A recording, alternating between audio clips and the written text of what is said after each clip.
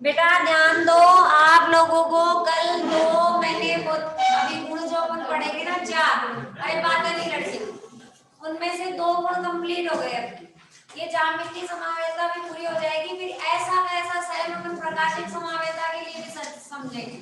जैसे ज्यामिति की 2 आवश्यक शर्तें होती है, एक तो घूर्णन कैसा होना चाहिए, प्रतिबंधित होना चाहिए, बताया था। कोई भी होगी मुक्त घूर्णन नहीं होना चाहिए, उसमें घूमना नहीं चाहिए वो आराम से। और दूसरा था कि द्विबंध यदि है, द्विबंध मतलब प्रतिबंधित घूर्णन है, तो द्विबंध के दोनों ओर जो जुड़ा हुआ परमाणु है उसके साथ समान प्रतिस्थापी कभी भी नहीं होना चाहिए। समझ गए? नहीं तो फिर उसके समकक्ष विपक्ष ही नहीं बनेंगे। फिर अब हमने 2 जो गुण पढ़ लिए कल, उसमें किसी को दिक्कत है क्या? द्विध्रुव आघूर्ण मैं अभी दिक्कतों भी मैं उदाहरण करवाऊंगी ना बोर्ड पे, फिर दिक्कत अपने आप पता चल जाएगा। देखो ध्यान से सुने और मुझे आंसर बताते जाएं। हाँ भाई पीछे से खड़ा हो जाते कि तू कल आया था ना, लाल रुमाल कल नहीं आया, आज है, परसों आया था, तो मैंने कहा था ना बीच में वो छुट्टी नहीं करे इस लेसन के। फिर बात की नहीं समझ में आती, खड़ा हो जा तू देखे। मेरे को खड़ा करके छुप के बैठा था। बता इसका द्विध्रुव आघूर्ण कितना होगा? एच है या ये एच? बता कितना है इसका द्विध्रुव आघूर्ण? 0।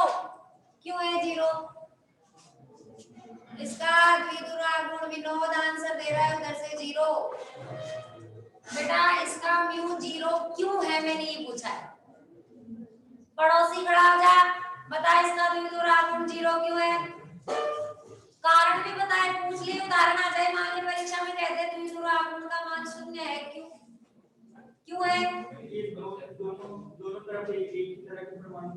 समान प्रकार के समूह जुड़े हुए, इनकी प्रकृति समान है, देख रहे हो दोनों ही दाता है, इसीलिए दोनों विपरीत दिशा में। यदि समान समूह विपरीत दिशा में होंगे तो एक दूसरे के द्वारा जो आघूर्ण उत्पन्न किया जाएगा, जो ध्रुवता उत्पन्न की जाएगी, उसको क्या कर देंगे? ये नष्ट कर देंगे। समझ में आ गई बात? समान दिशा में होंगे तो एक ही दिशा में बल लगाएंगे, ये विपरीत दिशा में तो विपरीत दिशा में बल लगाएंगे, इस कारण द्विध्रुव आघूर्ण का मान 0 हो जाएगा। समझ गए? बैठ जाओ दोनों। हाँ तू खड़ा हो जा, देर से पीछे वाला। हाँ खड़ा हो जा, राइट तू बैठा रह। हाँ अब बोल देंगे, एक तो मैंने ये लिख दिया उदाहरण, और एक मैंने यहाँ CH3 यहाँ H यहाँ H। बेटा इन दोनों उदाहरणों में द्विध्रुव आघूर्ण 1 नंबर वाले का ज्यादा है, 2 नंबर। टाइम कितना हो गया? 7:46 हो गया। मैंने कितनी बजे के लिए कहा था? 7:40, 6 मिनट ज्यादा हो गई। अब बता मैंने तो 7:40 के लिए कहा था ना, फिर उन्हें सुना नहीं था क्या 2 दिन में मैंने कहा क्या कहा था? दोबारा आएगा ये? चल हाँ भाई बताओ, 1 नंबर 2 नंबर में विनोद तो आंसर दे रहा है धड़ाधड़। दूसरे वाले का म्यू 0 होगा, मतलब तेरे हिसाब से पहले का ज्यादा होगा। ठीक है, इसका 0 नहीं होगा, उसका 0 होगा। 0 होगा या 0 नहीं होगा? इसका 0 और इसका 0 नहीं, यही है क्या तेरा उत्तर? अच्छा तू खड़ा हो, आगे जो बैठा है फटाफट खड़े हो, टाइम बिना खराब के। हाँ बोल फटाफट। हाँ तू तो आज ही है, बैठ जा। क्यों है आज भी? क्यों शक्ल दिखाने की इच्छा हो जाती है तुम्हारी? हाँ खड़ा हो जा बेटा, बोल। 1 और 2 में इस 1 नंबर वाले का ज्यादा होगा और 2 का 0 होगा, कम होगा। 0 नहीं होता है कभी समकक्ष रूप है ये। मैंने तुम्हें कल ही तो बताया था, विपक्ष में यदि समान प्रवाह वाले जुड़े हुए होंगे ना, समान समूह, जब विपक्ष का 0 होगा, समकक्ष का कभी 0 नहीं होता है। द्विध्रुव आघूर्ण कम हो सकता है, 0 नहीं होगा, इसका ज्यादा होगा। समझ में आ रही है बात? क्यों ज्यादा होगा? बैठ जाओ दोनों, क्योंकि बेटा इसमें दोनों विपरीत प्रवाह वाले हैं, एक का कार्य दाता का है तो दूसरा का कार्य ग्राही है। समझ गए? यदि विपरीत प्रवाह वाले समूह तो विपक्ष का द्विध्रुव आघूर्ण ज्यादा होता है। आ गई बात ढंग से समझ में? दूसरा प्रवाह अपन ने पढ़ा था एम की विपरीत। अब लड़कियां आंसर देगी। हाँ भाई पीछे से खड़े हुए, तुम नहीं आई थी क्या कल? आई थी। फर्स्ट का आंसर बता। द्विध्रुव आघूर्ण तो अपन ने पढ़ लिया, अब तुझे बताना है, इसको दे दिया मैंने 1 नंबर और समान नहीं है क्या? चल छोड़, इधर समान लगा। ये लगा दिया मैंने, यहाँ भी CH3, यहाँ भी CH3, H और H, ये 2 नंबर और ये 1 नंबर। बता 1 और 2 के अंदर किसका MPPP ज्यादा है? गलनांक और क्वथनांक।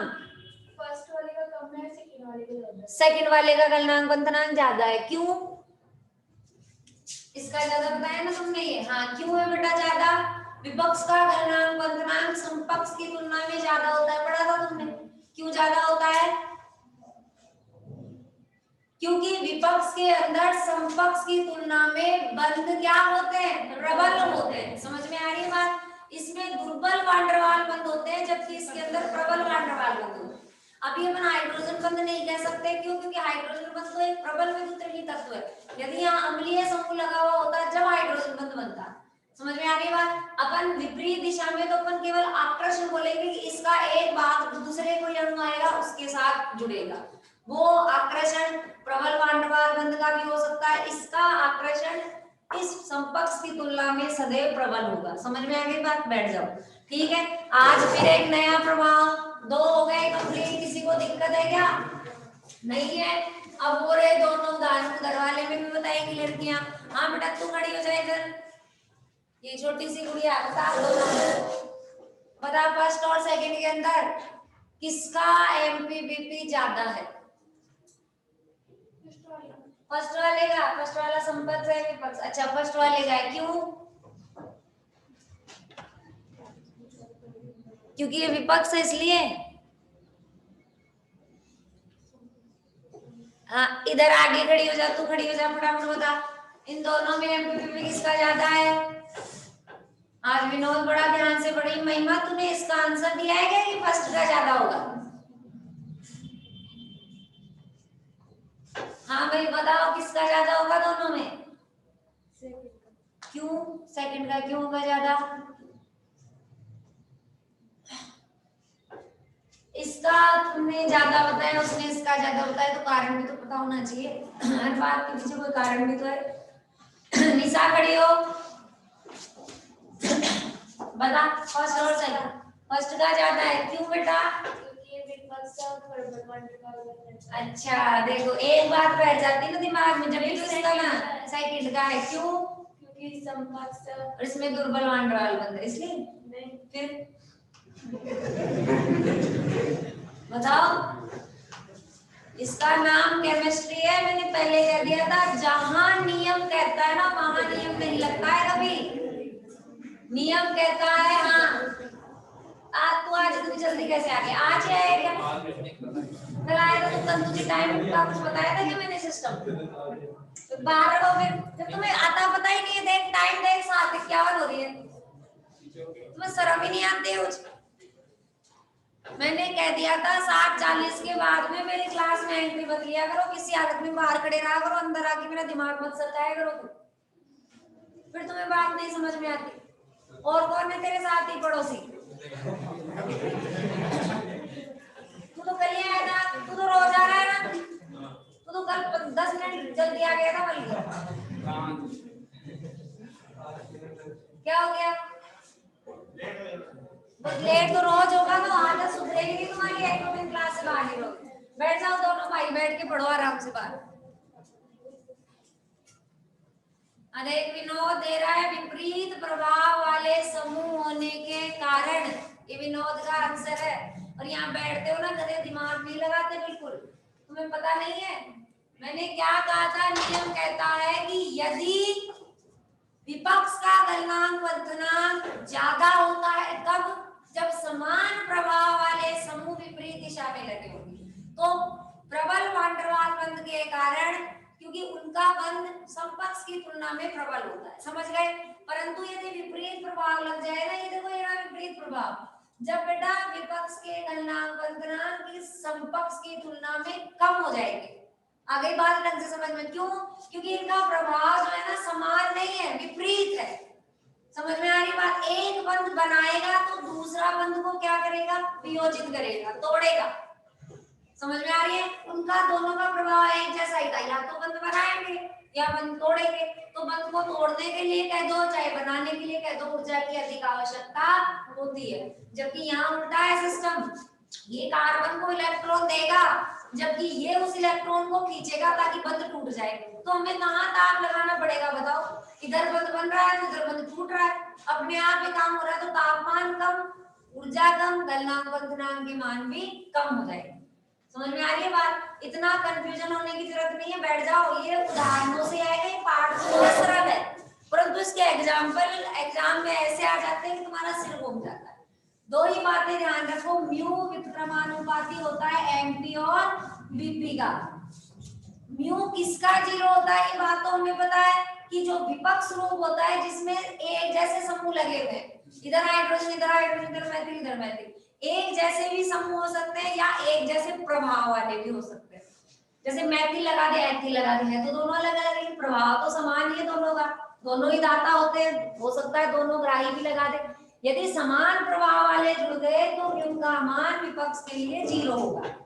और एमपीवीपी इधर जीरो, इसका मीनिंग एमपीवीपी सबसे क्या हो जाएंगे? ज्यादा। समझ गए? समपक्ष का म्यू कम होता है विपक्ष की तुलना में, तो एमपीवीपी क्या होंगे? ज्यादा होंगे। आ गई बात ढंग से समझ में? एमपीवीपी ज्यादा होंगे क्या? अरे एमपीवीपी कम होंगे क्योंकि म्यू का मान ज्यादा होता है। समझ में आ रही है बात? क्यों? क्योंकि एक ही दिशा में बोलते हैं ना, उसकी बात की तरफ भी ध्यान नहीं देते, सुन लेते हैं बैठ के सुप्त अवस्था में। ठीक है, जैसे नींद ही नहीं खुली अभी तक। मैम अगर म्यू म्यू इनफिनिटी जीरो है, हाँ। एमपीवीपी तो इनफिनिटी होगा ना? मैंने सिर्फ ये याद करने के लिए बताया, ये नियम नहीं है, ये कोई नियम नहीं है। मैंने इसलिए ये कहा है कि म्यू का मान जीरो हो तो बेटा ये याद रखना, जिसके लिए कम था ना म्यू का मान, उसके लिए एमपीवीपी ज्यादा होगा। अब विपक्ष में समान प्रभाव वाले होने पर म्यू का मान कम हो जाता है, जीरो हो जाता है, तो एमपीवीपी ज्यादा हो जाता है। और जब विपरीत प्रभाव वाले आ जाते हैं तो म्यू का मान क्या हो जाता है? उधर ज्यादा हो जाता है ना, तो एमपीवीपी कम हो जाएगा। यार ये ध्यान रखना है, ये इसलिए याद करने के लिए बताया, बाकी ये नहीं है कि म्यू का मान जीरो तो इधर आना, ये नियम नहीं लगाना है, तो ये सिर्फ याद करने के लिए लगाना है कि जहां म्यू ज्यादा होगा वहां एमपीवीपी कम होंगे, और जहां एमपीवीपी ज्यादा होंगे वहां म्यू कम होगा। समझ में आ गई बात ढंग से? अभी भी नहीं समझ में आई है तो मेरी बात ध्यान से, हालांकि पीडीएफ भेजूंगी उसमें ये बात साफ लिखी हुई होगी, आज चारों प्रभाव पढ़ने के बाद चारों का एक साथ लिखोगे कॉपी में। इस तरीके से चाहो तो अपनी बुक में लिख लेंगे, समान प्रभाव वाले होंगे समूह, तो बताओ विपक्ष, सबसे पहले ये म्यू का टॉपिक 1 नंबर, समान प्रभाव वाले समूह, तो बताओ विपक्ष का म्यू कितना होता है? 0 होता है। जबकि एमपीवीपी कितने होते हैं? हाई होते हैं। एमपीवीपी क्या होंगे बेटा? अधिक होंगे। कारण पता है क्यों होंगे अधिक? कारण भी कोष्टक में लिख ले। म्यू का मान यहाँ 0 क्यों हुआ? एक दूसरे को क्या कर देंगे? नष्ट कर देंगे। निरस्त कर देंगे, नष्ट कर देंगे, इसलिए 0 होता है। जबकि एमपीवीपी अधिक क्यों होते हैं? प्रबल बंधों के कारण। विपरीत दिशा में तो बंध कैसे बनाएंगे? प्रबल बनाएंगे। प्रबल आकर्षण या प्रबल वांडरवाल बंध के कारण, प्रबल बंध के कारण। समझ गए? फिर आ जाओ दूसरा प्रभाव। दूसरा क्या? विपरीत प्रभाव वाले जुड़े हुए होंगे तो क्या होगा? विपरीत प्रभाव। ये अपनी किताब में पेन से रगड़ ले, किताब को नया थोड़ी रखना है तुम्हें, अगले साल के लिए चाहिए क्या? जिसको अगले साल के लिए चाहिए वो तो लिखो मत, या सोचते हैं आधे पैसों की जगह पूरे पैसे मिल जाएंगे अगली बार बच्चे की जगह। विपरीत प्रभाव वाले समूह, ध्यान से मेरी बात सुन ले। विपरीत प्रभाव समझ गए? मतलब एक दाता है एक ग्राही है, तो बताइए, ये मैं बिल्कुल धीरे धीरे पढ़ा रही हूँ, तुम्हें चैप्टर देखा जाए तो 3 दिन का भी नहीं है लेसन, पर कोई बात नहीं, तुम्हें समझ में आना चाहिए। विपरीत प्रभाव वाले समूह जुड़े हुए होंगे तो विपक्ष का म्यू क्या हो जाएगा बेटा? समपक्ष से ज्यादा। ये ग्रेटर के साइन का मतलब समझते हैं? म्यू वाले समूह हो तो म्यू बराबर विपक्ष का जो है वो ज्यादा होगा, किससे? समपक्ष से। समझ गए? फिर ये तो हुई बात इसके लिए। और एमपीवीपी क्या हो जाएंगे बताओ? विपक्ष के एमपीवीपी क्या हो जाएंगे? विपरीत होने पे समपक्ष से क्या हो जाएंगे? कम हो जाएंगे। ये देखो यही तो कहानी है 2 लाइन की, और क्या जो रहता है इसमें? पूरे लिखो तो 2 लाइन की बात भी नहीं है। फटाफट अपनी कॉपी में ये बात नोट कर ले भाई, जल्दी। ताकि तीसरा प्रभाव तुम ध्यान से समझ सको। तीसरा प्रभाव अपने आ जाता है रासायनिक। अरे बातें पंचायतियां बंद कर दो। एक बार ये सारे उदाहरण देख लेना किताब में, किसी में भी डाउट हो पूछ लेना। एक चीज मुझे सही भी करवानी थी किताब में, तो तुझे तो करवा दिया था शायद मैंने कल। पेज नंबर 353 पे देखो बेटा, पेज नंबर 353 पे जो गलनांक क्वंथनांक वाला सेकंड बिंदु दिख रहा है, उसमें ये दिख रहा है ना COH कार्बोक्सिलिक समूह, इसका प्रभाव ग्राही होता है। समझ गए? ये तीर का निशान इसकी तरफ आएगा। तो वो जो सेकंड उदाहरण दिया हुआ है इधर, ये वाला उदाहरण देखो यहाँ, इसके अंदर ये तीर का निशान कार्बन की तरफ जा रहा है ना, उसको उल्टा करो, कार्बन की तरफ नहीं आएगा। नीचे तो सही है, देखो ऊपर गलत है, उसका मुंह घुमा दो, कार्बोक्सिलिक समूह की तरफ कर दो उसका मुंह, बाकी सब ठीक है। ये फेनिल का, इसमें तो देखो समपक्ष वाले रूप में इधर वाले में भी तीर के निशान लगा लो, इधर वाले में लगे हुए ही नहीं है, नीचे वाले में। समझ गए? फेनिल का प्रभाव कैसा पड़ेगा, दाता का पड़ेगा कि ग्राही का? फेनिल वाला है दाता का। क्यों? क्योंकि कार्बन के चारों इलेक्ट्रॉन ग्राही का कब पड़ता है? फेनिल वलय का प्रभाव ग्राही का कब पड़ता है बताओ? जब जो भी परमाणु उसके साथ जुड़ा है उसके पास कम से कम कितने इलेक्ट्रॉन होने चाहिए, जब फिर बेंजीन उनको खींच लाएगी। समझ गए? कम से कम 2 इलेक्ट्रॉन। तुम देखो जुड़े हुए परमाणु के पास एक भी इलेक्ट्रॉन बचा है क्या?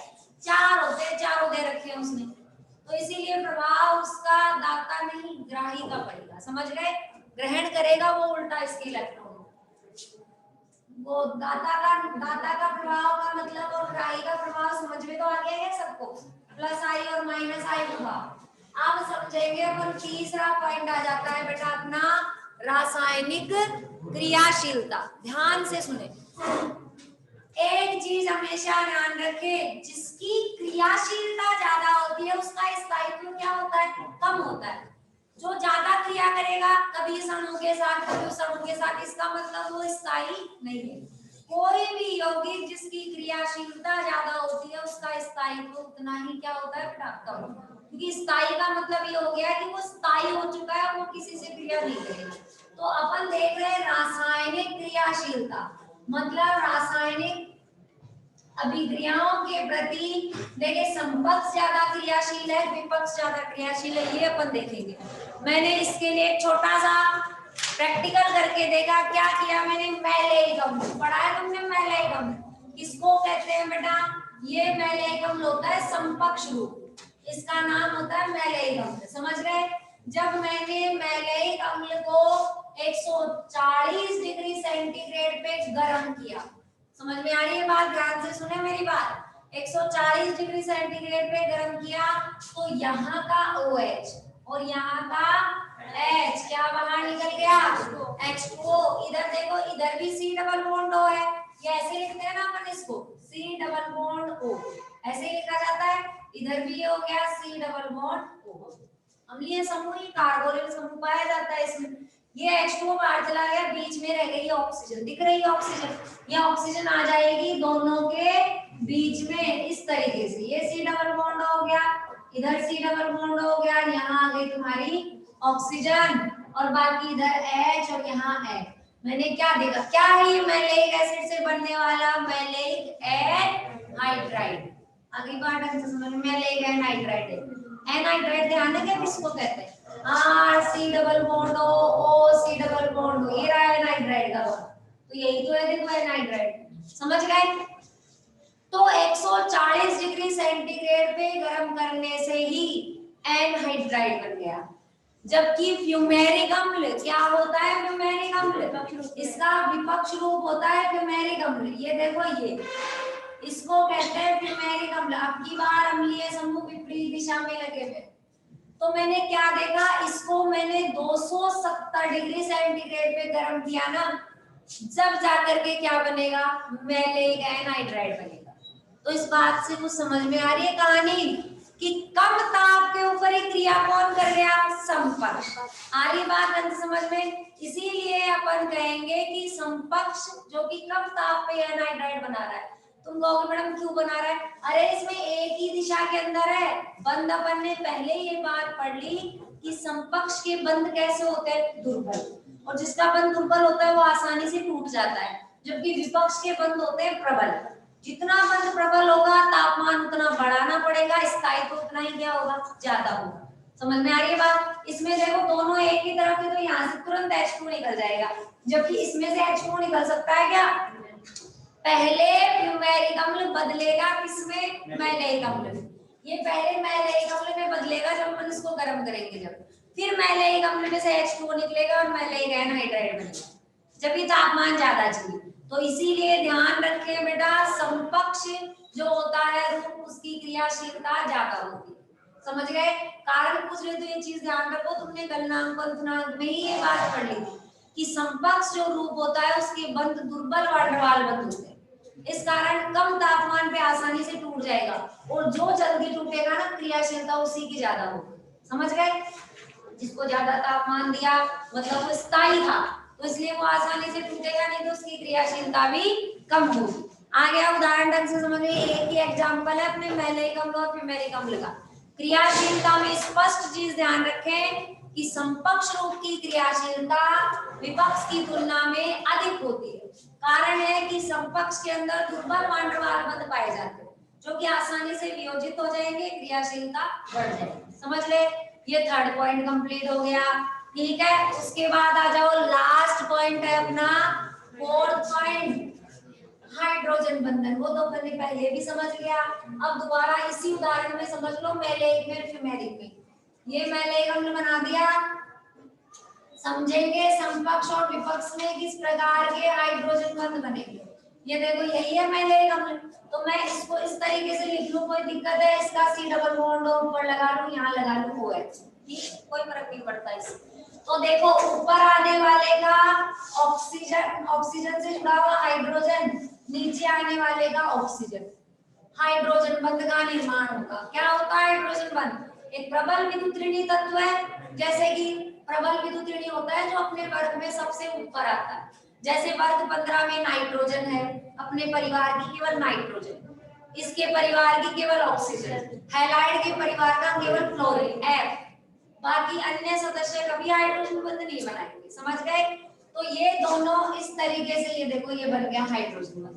अब अणु तो एक ही था बेटा, एक ही तो अणु है, ये एक ही अणु में बनने वाला हाइड्रोजन बंध कौन सा हाइड्रोजन बंध कहलाता है, अंतरा अणु हाइड्रोजन बंध। समझ गए, इंट्रा। और अलग अलग अणुओं में बनेंगे, जैसे दो अणुओं में बन गए, उसको अपन क्या कह रहा है विनोद मैडम, बुक में रिएक्शन में एनहाइड्राइड गलत दे रखा है, गलत दे रखा है क्या, देख देखे विनोद कह रहा है, देख ले पेज नंबर, हाँ बिल्कुल सही कह रहा है बेटा, 354 पेज पे देखो एनहाइड्राइड की संरचना गलत है, उसको एल्कीन से जोड़ रखा है, कार्बन के बंध देखो 5 हो रहे, दिख रहे क्या, 2 नीचे डबल बॉन्ड वाले, 3 साइड में 5 हो सकते हैं क्या कार्बन के बंध। अरे वो एनहाइड्राइड की संरचना गलत है, वो C डबल बॉन्ड से ये बनाओ संरचना काट करके उसको, ये है एनहाइड्राइड। समझ गए, वो गलत छपा हुआ है बेटा, सही कर ले उसको, C डबल बॉन्ड O से जुड़ेगा ऑक्सीजन, सही कर लो, थोड़ा सा पढ़ने में ध्यान रखा करो। तुमसे 10 कोस दूर बैठे बच्चे भी देखो किताब में देख रहे, तो तुम यहाँ मेरे सिर के ऊपर बैठ के भी नहीं देख रहे। थोड़ा सा नींदे खोल के पढ़ा करो अपनी, पता नहीं कहाँ ध्यान रहता है। आजकल विनोद पढ़ने लग गया, महिमा का था पता नहीं, ये मुझे लग रहा है। हाँ भाई, अंतरा अणु समझ में आ गया, अंतरा अणु तो तुम बात समझ चुके हो क्या, समपक्ष के अंदर बनने वाला हाइड्रोजन बंध अंतरा अणु का हाइड्रोजन बंध होगा। अब आ जाओ विपक्ष में, विपक्ष में तुम्हें पता है एक पूर्व में खड़ा है तो दूसरा पश्चिम में है, ये लो। अब बताओ ये और ये कभी मिल सकते हैं क्या, दोनों कभी नहीं मिलेंगे, इनका मिलान एक अणु में कभी संभव ही नहीं है, क्योंकि उसका हाइड्रोजन इधर रह गया, इसका C डबल बॉन्ड O इधर रह गया, तो इसकी ऑक्सीजन इधर है, उसकी हाइड्रोजन इधर, कैसे बंध बनेगा। इसको बंद बनाने के लिए दूसरे अणु के साथ जुड़ना पड़ेगा। तो कैसे जुड़ेंगे दूसरे अणु के साथ, देखना ध्यान से। कोई दूसरा फ्यूमेरिक अम्ल बना लो, ये बना लिया मैंने C डबल बॉन्ड C, यहाँ लगा दिया फ्यूमेरिक अम्ल के लिए C डबल बॉन्ड O, और आगे लगा दिया OH, इधर भी लगा दो C डबल बॉन्ड O, इस तरीके से OH, कोई भी समूह लगा सकते हैं, इससे कोई फर्क नहीं पड़ता। ठीक है, आगे से आगे बनाते गए। और कार्बन ज्यादा लगा दिए क्या, इस दिशा में है, ये थोड़ा सा तिरछा बना देना इसको, विपक्ष रूप है ये H और ये H। देखना इसका ऑक्सीजन और इसकी हाइड्रोजन, दो अणुओं के मध्य एक ही बंध बनेगा, ये चीज ध्यान रखना। कहीं तुम इधर से भी जोड़ दो इनको, विपक्ष में एक ही बंध बनेगा दो अणुओं के मध्य। तो अब इसका हाइड्रोजन होगा तो आगे आने वाले का C डबल बॉन्ड आ जाएगा, फिर इसका हाइड्रोजन होगा तो इधर आने वाले का C डबल बॉन्ड आ जाएगा। समझ गए, आगे से आगे जुड़ते जाएंगे। तो हम देख रहे हैं कि विपक्ष रूप के अंदर अणुओं की संख्या में क्या हो रही है, वृद्धि हो रही है। समझ में आ रही है, दो अलग अलग अणुओं में बनने वाला यह बंध अंतर अणु कहलाता है, अंतः नहीं, अंतः तो अंतरा का ही नाम होता है। समझ में आ रही बात, तुम अंतरा और अंतर ध्यान रखा करो, बुक में भी गलत छपा हो भी मैं सही करवाऊंगी। ये है अंतर, अंतर का मतलब अलग अलग। समझ में आ रही, इंग्लिश में इसको बोलते हैं इंटरमॉलिक्यूलर हाइड्रोजन, जिसे बोलते हैं ना अपन इंटरनेशनल डैम हो रहे हैं। इंटरनेशनल का मतलब अलग अलग देशों में, समझ में आ रही है बात, तो अलग अलग देशों मतलब अलग अलग अणुओं। इंटरमॉलिक्यूलर का मतलब अलग अलग अणुओं में होता है, और इंट्रा का मीनिंग होता है एक ही अणु। समझ में आ रही है, अंतरा, अंतरा दिवसीय गेम, ये सब कुछ का मतलब होता है एक ही स्कूल के अंदर या एक ही स्टेट में, जैसे सीकर जिले में, जयपुर जिले में जो खेल होते हैं उसको अपन बोलते हैं अंतरा दिवसीय। समझ में आ रही है बात, तो ये हो गया अंतरण। अब तुम खुद ही देख लो दोनों में बंध कौन सा प्रबल है, अंतर है। क्यों है प्रबल, क्योंकि अंतरा अणु में तो केवल एक ही अणु के अंदर आकर्षण होता है, जबकि अंतर अणु के अंदर क्या होता है, अणुओं की संख्या में वृद्धि होती है बेटा। जितने ज्यादा अणु जुड़ेंगे तापमान इसको तोड़ने के लिए उतना ही ज्यादा देना पड़ेगा, इसीलिए गलनांक बंधनांक विपक्ष के क्या होते हैं, ज्यादा। वास्तविक रीजन पता चल गया विपक्ष के गलनांक बंधनांक क्यों ज्यादा होते। तुम्हें एग्जाम में यदि प्रश्न देते कि लिखिए फ्यूमेरिक अम्ल के गलनांक बंधनांक मैलेइक अम्ल की तुलना में अधिक क्यों होते हैं, तो तुम समझ तो जाओगे फ्यूमेरिक अम्ल विपक्ष को कहते हैं, और कह दो कि मैडम ने कहा था विपक्ष रूप के गलनांक बंधनांक संपर्क से ज्यादा होते हैं। कारण क्या है, क्योंकि फ्यूमेरिक अम्ल के अंदर अंतरा आणविक हाइड्रोजन बंध होता है। समझ में, अंतरा नहीं अंतर आणविक, ठीक है, अंतर आणविक होता है हाइड्रोजन बंध फ्यूमेरिक में, जबकि उसमें अंतर अणु कह दो अगर तुम्हें ज्यादा कंफ्यूजन है तो, अंतरा मत लो उसको अंतर अणु कह देना। उसमें अंतर है, अंतर का मतलब एक में ही समाया हुआ है, उसमें अंतर अणु इसमें अंतरा। समझ में आ गई बात अच्छे से, ठीक है। ये हो गया तुम्हारे हाइड्रोजन बंधन का काम, तो इसमें सही कर लेना बेटा। पेज नंबर 354 पे देखो कारण लिख रखा है वैसे तो नीचे, दुर्बल वांडरवाल प्रबल वांडरवाल, ये वांडरवाल के साथ में हाइड्रोजन बंध भी लिख लो नीचे। वैसे तो ऊपर लिखा हुआ है देखो, समपक्ष के अंदर अंतः अणु, दिख गया अंतः अणु, नीचे भी सही कर लेना अंतः अणु कर लो इसको एरो करके, और उधर जहां कोष्टक में इसने अंतः लिख दिया, दोनों में अंतः लिख दिया, उस अंतः के आगे तय के आगे राव लगा लो, अंतरा अणु हो जाएगा। समझ गए, विपक्ष में अंतरा, समपक्ष में अंतः, समझ गए, लिखा हुआ दोनों में अंतः लिखा हुआ है ना उसमें, तो दोनों समपक्ष है। अच्छा इसमें दोनों ही समपक्ष लिख दिया, ये समपक्ष नहीं है ये विपक्ष है, दिख ही रहा है अपने को विपक्ष है। सम की जगह काट के भी लिख लो विपक्ष, और अंतः की जगह काट के रेव लगा लो इसके अंतरण, या अंतरा भी बोल, अंतरा नहीं अंतर ही बोलते हैं वैसे इसको, हाँ अंतर बोलते हैं, अंतरा तो अंतः को ही बोला जाता है। तो कोई कंफ्यूजन मत हो, ओ एक को अंतः बोलना एक को अंतर बोलना, अंतरण, ठीक है। आगे बात, इसीलिए तो बोलते हैं कई टर्म ऐसी होती है हिंदी की, इसीलिए इंग्लिश में याद करना ज्यादा सरल होता है। इंट्रार इंटर नाम से पता चल जाएगा कौन सा इंट्रा है कौन सा इंटर है। ये बेटा अपने पहली समावेता कंप्लीट हो गई। बताओ समावेता का कौन सा प्रकार पूरा हुआ है? ये ज्यामिति समावेता किसका प्रकार है? विन्यासी। दो प्रकार की पढ़ी थी तुमने विन्यासी। विन्यासी समावेता दोबारा सुन ले, वह समावेता होती है जो कि उच्च तापमान पे संपन्न होती है। बताया था मैंने, विन्यासी और संरूपण त्रिविम रसायन जो ये पार्ट है उसमें दो समावेता के प्रकार है, विन्यासी और संरूपण। विन्यासी जो उच्च ताप पे होगी उसके दो प्रकार थे, ज्यामिति। पहला ज्यामिति पूरा हो गया, अब दूसरा आएगा प्रकाशिक। मेरी बात ध्यान से सुन ले, मौका वही है सारा काम, इसमें कोई चेंज नहीं। प्रकाशिक समावेता किसको कहते हैं? सबसे पहले तो ये सुने, प्रकाशिक समावेता परिभाषा तो समावेता की वो की वही है कि जिनके अणुसूत्र क्या होंगे? समान होंगे, परंतु जिनका दर्पण प्रतिबिंब एक दूसरे के ऊपर अध्यारोपित नहीं हो सकता। आगे बात अच्छे समझ में? जो प्रकाशिक तल के दाईं ओर या बाईं ओर स्थित होंगे। अब ये बात में ऐसे नहीं समझ में आएगी दर्पण प्रतिबिंब ये क्या होता है। जैसे तुम लोगों को अगर अपना ये हाथ देखे, ध्यान दो, ये अपना हाथ देखे तो ये दोनों हाथ दिखने में तो बिल्कुल समान दिखते हैं, तुम्हें दिख रहा है ना? तो ये एक दूसरे के समावयी है। कौन से समावयी है? दर्पण समावयी, मतलब प्रकाशिक समावयी है। क्यों? क्योंकि यदि अपन इसकी दिशा बिना घुमाए इसको उठा करके इसके ऊपर रखे दूसरे हाथ पे, तो देखो अंगूठा अंगूठे पे नहीं आ रहा, अंगुलियां अंगुलियों के ऊपर नहीं आ रही, इसको बोलते हैं बेटा अध्यारोपण। समझ में आ रही बात? दिशा नहीं घुमानी, ऐसे नहीं कि इसको पलट के ऐसे रख लिया, नहीं, उस यौगिक को उठाओ और ऐसे ही ऐसे इसके ऊपर रखो।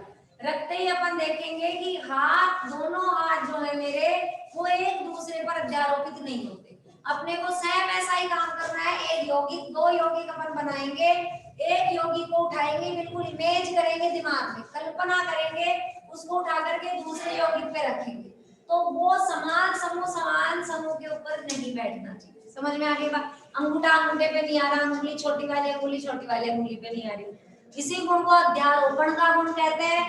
जो अध्यारोपण का गुण दर्शाएगा यौगिक, वही क्या दर्शाएगा? प्रकाशिक समावेता। समझ में आ गई बात ढंग से? हम क्या कहते हैं? प्रकाशिक समावयी एक दूसरे के दर्पण प्रतिबिंब होते हैं। जैसे दर्पण कांच में देखते हैं अपन, ये मेरा हाथ दर्पण प्रतिबिंब भी है। कांच में कोई भी चीज देख लो, दाई क्या दिखती है उसमें? बाईं ओर दिखती है। लेफ्ट वाली चीज राइट साइड दिखेगी उसमें, राइट वाली चीज लेफ्ट साइड दिखेगी।